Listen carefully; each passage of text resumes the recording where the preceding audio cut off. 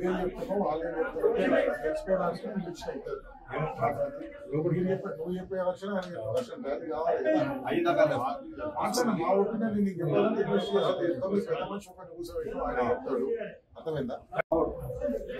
మీరు చెప్పండి మా పెద్ద మనిషి వీళ్ళందరూ మీరందరూ ఉంది మాట్లాడతారు. ఏదో మాట్లాడతారు. మరి ఏం మాట్లాడుతారో మాట్లాడతారు.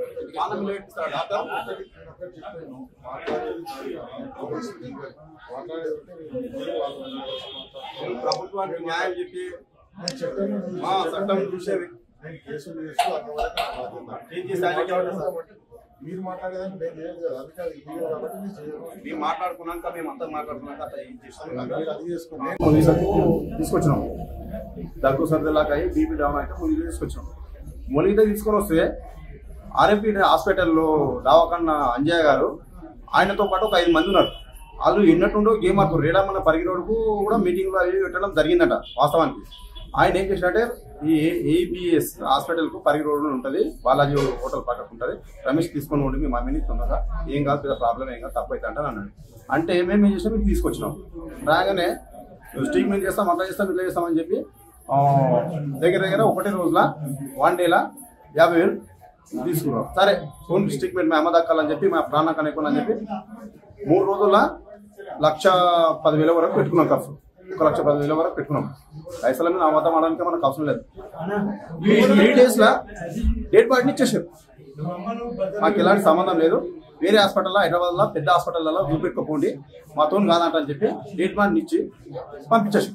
షాద్నగర్ యూటర్లకు చిరస్తంభించి చికెన్ కట్టుకోవటం కదా నాతో మా అమ్మ మెడలేసేసి మా అమ్మ పోయినాక మాకు వస్తుందా? ఇట్లా ఎంతమంది చదువుతుంటాడు ఒక డాక్టర్ అయ్యండి ఈ చేత కానీ ఎందుకు ఈ హాస్పిటల్ పెట్టినావు? మేమేం చేయలేకపోతున్నాం. ఏదో మా నర్సులో ఏదో పొరపాటు అయిందంట. పొరపాటు అయిందన్నంత మాత్రం పానం వస్తుందా? ఎంతమంది చంపుతాడు? వాళ్ళు ఏమన్నా ఫస్ట్ నీకు ఏమైనా సూచన ఇచ్చారా? ఆసుపత్రికి వచ్చిన సీరియస్ ఉంది, కండిషన్ బాగలేదు అని చెప్పేసి ఏమైనా చెప్పారా?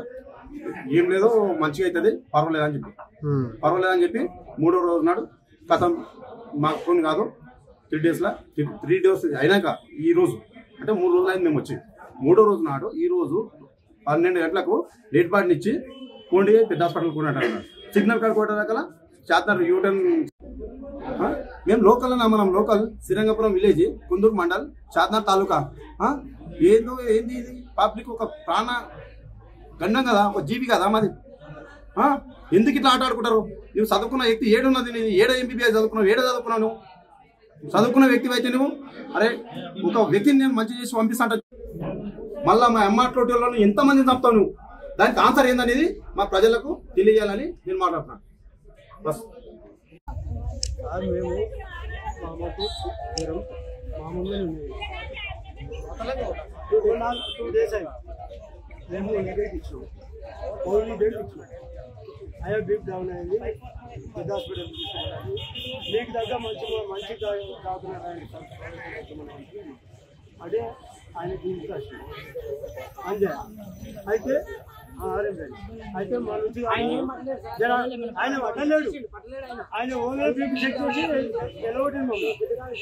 తప్పులు వచ్చినాక మాకు చేసే ప్రయత్నం చేసినాక మళ్ళీ మేము పైసలు ఎక్కువ మందులు ఎక్కువ తీసుకుంటాం. అయితే సరే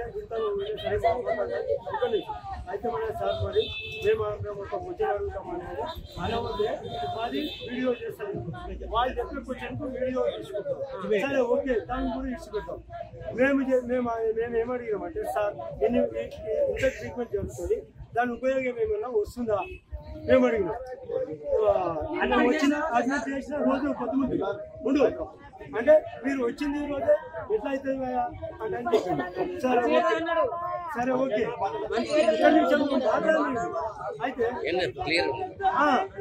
అయితే మళ్ళా తెల్లారింది సార్, మళ్ళీ ఏం కాదు, మీరు కంగారు పడి మమ్మల్ని కంగారు పెడుతున్నారు. మీరు ఎందుకు కంగారు పెడుతున్నారు అని ఆయన చెప్పేటప్పుడు మళ్ళీ పక్కకి వెళ్ళి నర్స్ ఏం చేస్తుంది,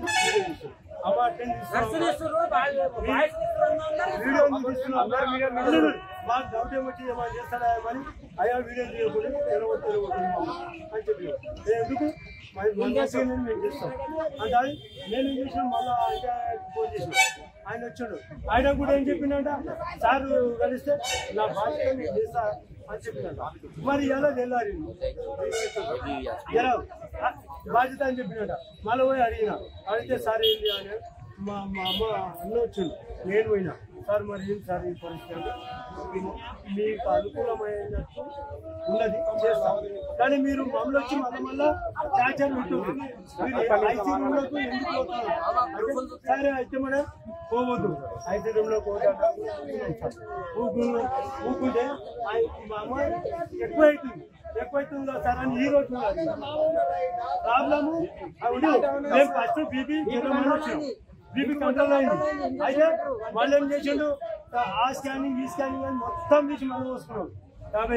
అయితే మన ఆడ ఏడ జానంపేటలో బాబు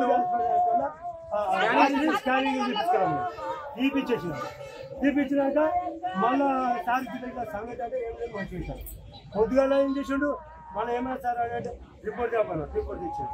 తెచ్చినాక ఏమంటారు, తీసుకో ఇవన్నీ ప్రాబ్లం రిపోర్ట్ 9 గంటలు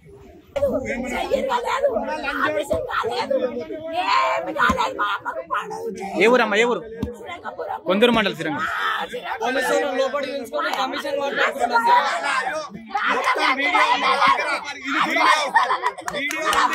వాళ్ళ నెగ్లెక్సీ, డాక్టర్ నర్స్ నెగ్లెక్సీ వల్ల మా అమ్మాయి చనిపోయింది.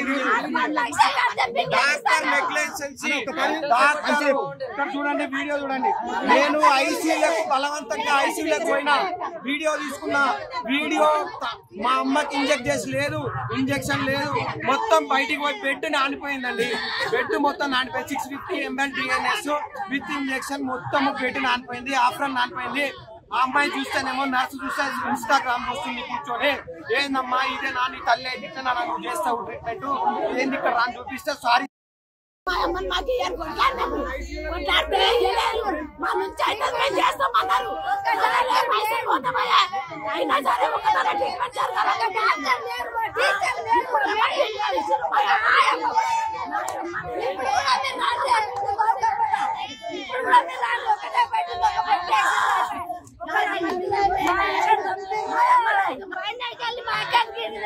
చచ్చిపోయింది.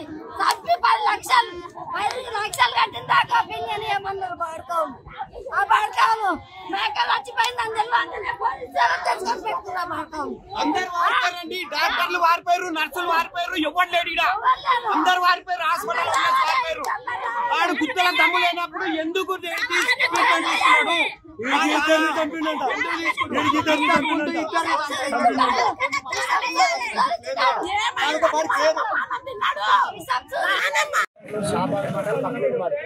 హాస్పిటల్ చాలా మా పేషెంట్ తీసుకొచ్చినాము. మొత్తం సీరియస్ అయినంత వరకు ఏం చెప్పలేదు. డబ్బులు 2-3 లక్షలు తీసుకున్నాక తీసుకపోయినట్టు రాసిచ్చారు. ఏమన్నా యాక్సిడెంట్ కేసు 2-3 రోజులు ఇళ్ళలో పెట్టుకోవడం 3-4 లక్షలు వసూలు చేసినాక ఎవరు కరెక్ట్ రెస్పాన్స్ చేయరు. మళ్ళీ నీమ్స్ తీసుకుంటే ఇప్పటికా ఇక్కడ అయిపోయింది. ముందే చెప్పండి, ఆ బాబు మంచిగా అవుతుంది. ఇప్పటికి 10 పేషెంట్లు మంచి ఎగ్గు పిల్లగాడు. యాక్సిడెంట్ అయింది, నాగరగుడికి యాక్సిడెంట్ అయితే తీసుకొచ్చినాక 4-5 రోజులు ఉంచుకున్నారు. మొత్తం నిత్యంతా వాపు వచ్చి లాస్ట్కి వస్తే సీరియస్ అయినాక మళ్ళీ న్యూస్ తీసుకుపోయినాక డబ్బులు లేకుండా సీఎం రిలీజ్ ఫండ్ కింద పెట్టి బాగా చేసుకున్నాం. ఆడికైనా కానీ ఏమి బాగలేడు. మంచి ముందే చెప్పినట్టే బాబు బతుకుతున్నాం, సస్తున్నాం. ముందు పెద్ద హాస్పిటల్ తీసుకొని పోతుండే, కానీ చాలా దొంగ హాస్పిటల్, పేరుకే ఏబిఎన్ హాస్పిటల్ అన్నట్టు, కానీ చాలా దొంగ హాస్పిటల్. మోసాలు చేసుకుంటారు, వచ్చేటువంటి డబ్బులు ఎక్కిస్తుంటారు, కానీ ఇంత పేషెంట్లను చూడలేదు. మా అమ్మకి బీపీ డౌన్ అయింది అని చెప్పేసి మేము మొలిగిద్దకు అంజయ్య డాక్టర్ దగ్గర తీసుకుపోయినాక ఆయన నా వల్ల కాదు ఇది హాస్పిటల్ తీసుకుపోయినా అని చెప్పేసి ఆయన ట్రీట్మెంట్ చేయకుండా ఈ హాస్పిటల్కి రెఫర్ చేసిండు. ఏబిఎన్ హాస్పిటల్కి షాప్ దగ్గర రిఫర్ చేసినాక మేము మీడికి తీసుకొని వచ్చిన తర్వాత ఇక్కడ తీసుకొని డాక్టర్లు ఏం చేసారు, మేము ట్రీట్మెంట్ చేస్తాము అని చెప్పేసి వీళ్ళు అడ్మిట్ చేసుకొని దాని తర్వాత వీళ్ళ భాగవతాలు విత్ ప్రూఫ్ నా దగ్గర ఉన్నాయండి. మమ్మల్ని ఏమో లోపలికి పోనిస్తలేరు. 3 days నుంచి మా అమ్మని ఇక్కడ అడ్మిట్ చేసుకొని వీళ్ళు ఆ టెస్ట్ ఈ టెస్ట్ అని చెప్పేసి చెప్పిన ప్రతి టెస్ట్ మేము చేయించుకొచ్చినాము, ఇచ్చినాము. వీళ్ళు దీని తర్వాత ఇప్పటికీ 1,00,000 రూపాయలు అయిపోయినాయి. తర్వాత ఇప్పుడు నిన్న నేను వచ్చినానండి, నేను హైదరాబాద్లో ఉంటాను. నిన్న వచ్చి నేను చూసిన, నేను ఐసీయూలో చూస్తా, మా అమ్మని చూస్తా అంటే నన్ను పంపించలేరు. గంట సేపు నన్ను బయటనే ఉంచిండ్రు. దాని తర్వాత నేను రిక్వెస్ట్ చేసి నేను వెళ్ళిన తర్వాత మా అమ్మ పరిస్థితి చూస్తే గ్లూకోజ్ ఏమో బెడ్కుంది గ్లూకోజ్, మా అమ్మ గ్లూకోజ్ ఇక్కడ పెట్టింది, ఇక్కడ నుంచి మొత్తం ఇక్కడ ఆమె చేతి ఇట్లా అన్నట్టుంది, మొత్తం అంతా బెడ్ మొత్తం నానిపోయింది, ఆఫ్రన్ నానిపోయింది. ఆ అమ్మాయి సిస్టర్ ఏం చేస్తున్నా అమ్మ నువ్వు బెడ్ అంతా నానిపోయింది అని అంటే ఇన్స్టాగ్రామ్ చూస్తుంది. ఆమె ఫోన్ మొబైల్ చూసుకుంటా ఉంది. దీవేనా అనే అమ్మాయి ఇన్స్టా చూస్తుంది. ఏందమ్మా నీ తల్లికి అయితే ఇట్లనేనా నువ్వు చేస్తావు ట్రీట్మెంట్? ఇక్కడ పేషెంట్ ముందే ఉంది కదా, ఈ గ్లూకోజ్ ఇంజెక్షన్ ఇదంతా బాడీలోకి ఇంజెక్ట్ అవుతుందా, బెడ్కి ఇంజెక్ట్ అవుతుందా? ఆఫ్రన్ అంతా తడిచిపోయింది, బెడ్ తడిచిపోయింది, 650 ml ఎన్ఎస్ అయిపోయింది, నువ్వేం చేస్తున్నావు అని నేను అడిగితే సారీ సార్ తప్పైపోయింది నేను చూసుకోలేదు అది అని అంటే, నువ్వు ఎట్లా చూసుకోవమ్మా అని చెప్పేసి నేను వీడియో తీసినండి. సో వీడియోలు తీశాను మొత్తం నా దగ్గర విత్ ప్రూఫ్. ఎన్ఎస్ చూడండి, ఎన్ఎస్ 650 ml మొత్తం 6 మొత్తం అయిపోయింది చూడండి. ఈ ఇంజెక్షన్ ఇది ఇక్కడ ఇన్సర్ట్ చేసినారు. దీని తర్వాత ఇది మొత్తం బెడ్ అంతా తడిచిపోయిందండి. ఇక్కడ చూడండి ఇదంతా తడిచిపోయింది, బెడ్ తడిచిపోయింది, ఆఫ్రన్ తడిచిపోయింది. ఏందమ్మా ఇట్లా చేస్తున్నావు నువ్వేం చేస్తున్నావు ఇక్కడ మేనేజింగ్ అని అంటే, ఆమె తుడిచేట ఆమె కాంపౌండర్ కూడా అవయ్యా నువ్వు బయటికి వెళ్ళిపో ఫస్ట్, నువ్వు లోపలికి వెళ్ళి బయటికి వెళ్ళిపో ఫస్ట్ అని మాట్లాడి కాంపౌండర్ కూడా నన్ను బెదిరించింది, సిస్టర్ కూడా నన్ను బెదిరించింది. దాని తర్వాత ఆమె ఎవరికో ఫోన్ చేసింది, ఆయన వచ్చి ఇంకో ఆయన నేను డాక్టర్ అని చెప్పేసి ఆయన బయటికి వెళ్ళి దెంగే అని మాట్లాడుతున్నాడు. డాక్టర్ సుశాంత్ అంట దెంగే అని మాట్లాడుతున్నాడు. ఇక్కడ చూడండి పూర్తి వీడియోలు ఉన్నాయి నా దగ్గర, పూర్తి ప్రూఫ్లు ఉన్నాయి, నేను తీసుకున్నాను.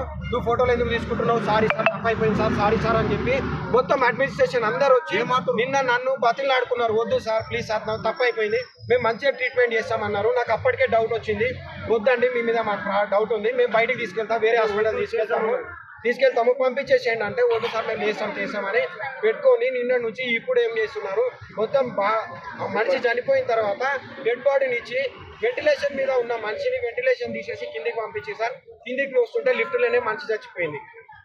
ఇప్పుడేమో డాక్టర్లు వారిపోయారు, నర్సులు వారిపోయారు, ఎవరు లేడు. పోలీస్ బందోబస్తు పోలీసు వాళ్ళకి ఫోన్ చేసి పోలీసు వాళ్ళందరూ తీసుకొచ్చి మమ్మల్ని లోపలి పోనీయకుండా మమ్మల్ని ఇబ్బంది పెడుతున్నారు.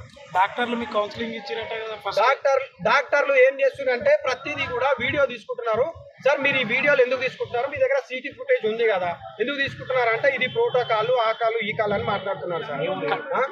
పేషెంట్ సీరియస్ గా ఉందని మీ కౌన్సిలింగ్ ఇచ్చిరంట డాక్టర్లు, వాస్తవం నిన్న ఇచ్చిరు సార్, నిన్న సీరియస్ ఉంది కండిషన్ ఇచ్చారు సార్, మీతో అయితే చేయండి లేకపోతే పంపించేసేయండి సార్, మేము ఎన్ని లక్షలైనా మేము పెట్టుకుంటాము, పెద్ద హాస్పిటల్కి వెళ్ళిపోతాము, మీ దగ్గర ఎక్విప్మెంట్స్ లేకపోతే చెప్పండి మేము వెళ్ళిపోతామంటే లేదు మేము చేస్తాము ఏం కాదు తగ్గిపోతుంది అది ఇది అని చెప్పేసి మమ్మల్ని మభ్యపెట్టి పైసలు తీసుకొని ఈ రోజు డెడ్ బాడీని బయటకి ఇస్తున్నారు సార్.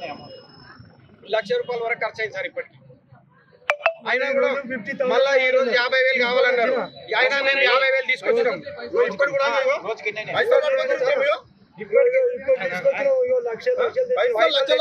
చాలా డబ్బులు తెచ్చుకొచ్చినాం, ఎంతైనా ₹1,00,00,000 మేము ఖర్చు పెడతాం, నా తల్లి బతకాలని చెప్పాను సార్, మా తల్లిని బతికిస్తాం నేను ఉన్నాయి కదా అది దాన్ని హామీ ఇచ్చిన ఆ మనిషి ఈ రోజు ఎవడు లేడు, అందరూ వారిపోయారు.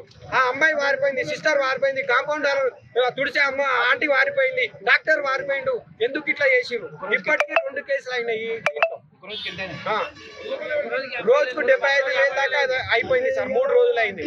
లాస్ట్కి వస్తే బతికిస్తామని హామీ ఇచ్చి లాస్ట్కి వస్తే ఇప్పుడు డెడ్ బాడీని ఇస్తున్నారు వీళ్ళు.